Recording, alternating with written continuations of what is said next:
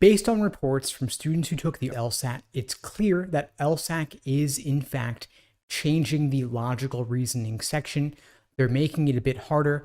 They are clearly including more formal logic questions within conditional reasoning on the scored portions of the logical reasoning sections.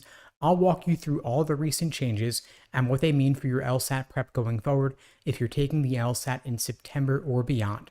For those who don't know me, my name is Steve Schwartz. I've been teaching the LSAT since 2005, and I personally increased my own LSAT score from a 152 to a 175.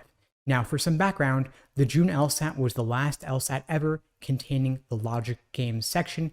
LSAC instead replaced it with a second scored logical reasoning for those taking the LSAT this past August and beyond. Now, LSAC officially says they're not making any formal changes to the logical reasoning section, but it is clear that they are shifting the proportion of questions involving formal logic, involving conditional reasoning, testing your understanding of numbers versus percentages on the logical reasoning section going forward, because they can't test these concepts in the logic game section anymore since there is no longer any logic game section. But to LSAC, the validity of the test is the most important thing to them. It always has been. It's why they've always been so opposed to anyone using unofficial LSAT questions and why they are so big on releasing actual official LSAT practice tests, because they don't want to leave a vacuum in the market for folks publishing fake LSAT questions. And so to LSAC, part of what makes the LSAT a valid and reliable admissions test with strong predictive validity is that it tests these concepts. And so if they can no longer test them in the logic game section, they instead want to test them more in the logical reasoning section. And so, long story short, if you are taking the LSAT in September or beyond, you're going to want to brush up on your understanding of these important concepts. These questions have always been on the LSAT going back decades, but we may see a whole lot more of them in September and beyond. Test takers reported they saw more of these than they had on their practice tests, and the unscored extra sections contained even more of them, which means that LSAC is going to increase the prevalence of these questions on scored portions of the LSAT going forward.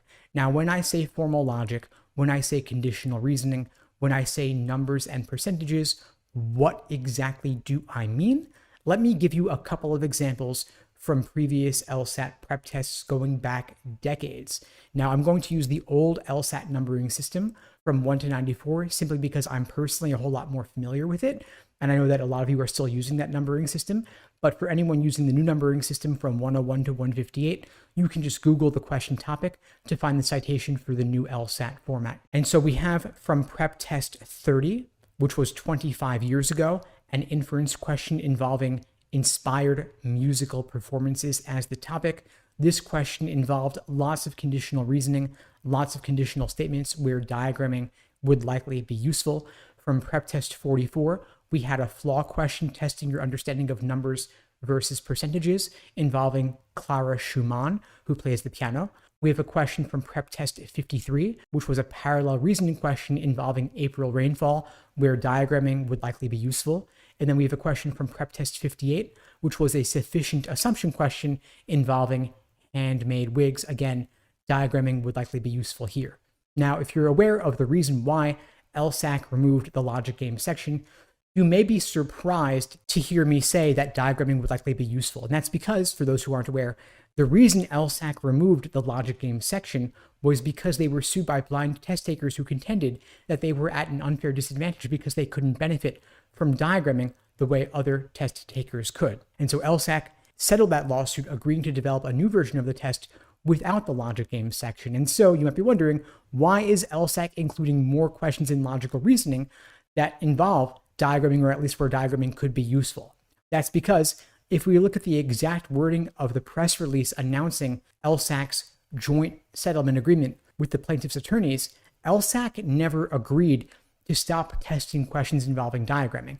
They simply agreed to develop a new version of the test without the then current logic game section. So while LSAC is adhering to the letter of the law that they agreed to, they may not be adhering necessarily to the spirit of the law if they are including more questions involving formal logic, more questions where diagramming could be useful. Now, do you absolutely need to create a diagram to solve these questions? Of course not. You could probably do a lot of them in your head, but don't let that stop you from diagramming if you're able to, and if diagramming would be useful for you. You do get scratch paper on the LSAT. They give you more than enough scratch paper for both logical reasoning and reading comprehension. We'll see what happens if the test format changes going forward. But for now, it seems logical reasoning is here to stay, reading comp is here to stay, and we may be seeing a whole lot more of these questions in the near future. Now, if you'd like my help preparing for the LSAT whenever you're taking it, if you're concerned about these logical reasoning questions or any others, there are a wide variety of ways that I could support you. At LSAT Unplugged, we offer live online classes via Zoom, on-demand video courses, small group coaching, and one-on-one coaching. You can check out the links below to find out more and to book a call with me and my team. We'd be glad to help you out. Now, the questions I cited here before from prep test 30, 44, 53, and 58, these were inference, flaw, parallel, and sufficient assumption, respectively. So make sure you brush up on these question types. The most common question types on logical reasoning, however, currently are inference questions, flaw questions, and necessary assumption. So you'll notice here, necessary assumption is not from one of my examples. Diagramming is not going to be relevant for necessary assumption questions, but it could be useful for both inference questions and flaw questions in some cases, especially those involving formal logic. Anyway, folks, that's all for now. I hope you found the video helpful. In the meantime, I'll wish you all the best and take care.